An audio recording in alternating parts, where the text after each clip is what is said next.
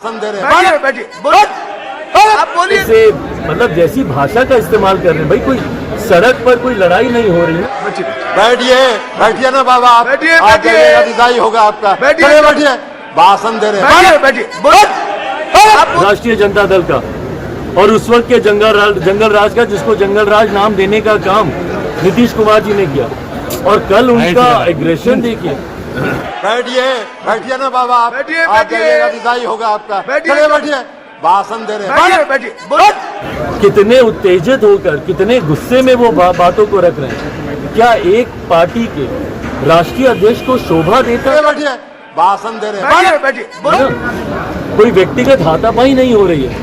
सारे वहाँ पे सम्माननीय सदस्य वहाँ पे मौजूद हैं, और ये वही लोग हैं जिनके आशीर्वाद पर पिछले 15 सालों से आप मुख्यमंत्री बने हुए थे। राष्ट्रीय अध्यक्ष की तो ये भूमिका कम से कम नहीं है। ये वही केजरीवाल जी हैं जो कि जितने ये तथाकथित विपक्षी दल के गठबंधन के लोग बैठे हैं, जिनकी पर्चियां लेकर ये घूमते थे। भाई आप अपनी बातों को रखें, उसमें कहीं किसी को एतराज नहीं है, और सदन का पटल ही इस बात के लिए। और हम लोग तो चाहते हैं भाई कि सदन में जितनी ज़्यादा बहस हो उतना अच्छा है।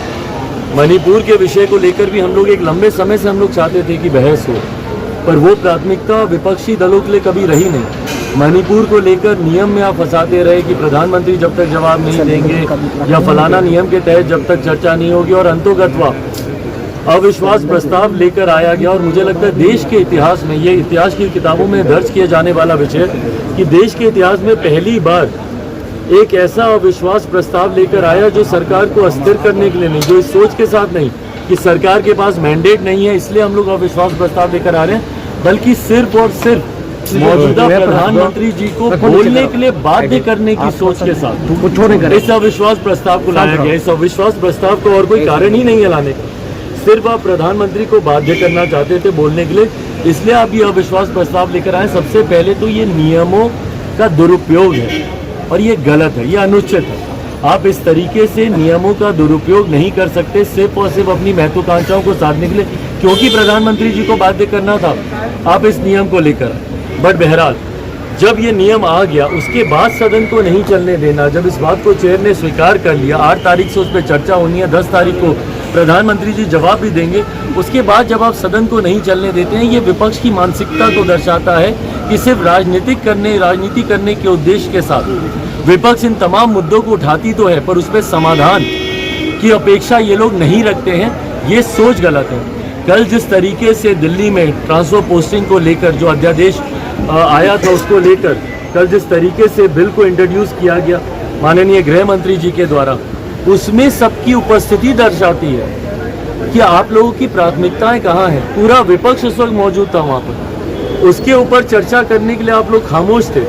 पर मणिपुर जैसे विषय, जिसमें भाई बिहार के भी विषय आते हैं, बंगाल के भी विषय आते हैं, जहाँ जहाँ पर भी ऐसी घटना घटी है, इन तमाम विषयों को लेकर आप सदन को नहीं चलने देंगे, पर सिर्फ एक राजनीतिक दल को ट्रांसफर पोस्टिंग का लाभ मिल जाए। और भाई किसको आप संरक्षण दे रहे हैं? ये वही केजरीवाल जी हैं जो कि जितने ये तथाकथित विपक्षी दल के गठबंधन के लोग बैठे हैं, जिनकी पर्चियां लेकर ये घूमते थे।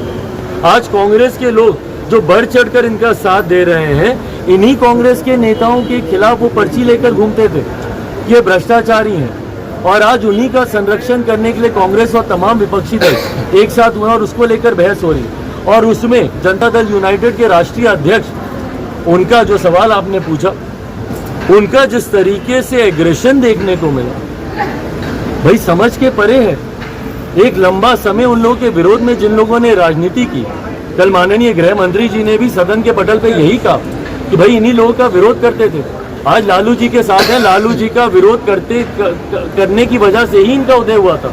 विकल्प बनकर आए थे ये राष्ट्रीय जनता दल का, और उस वक्त के जंगल राज का, जिसको जंगल राज नाम देने का काम नीतीश कुमार जी ने किया।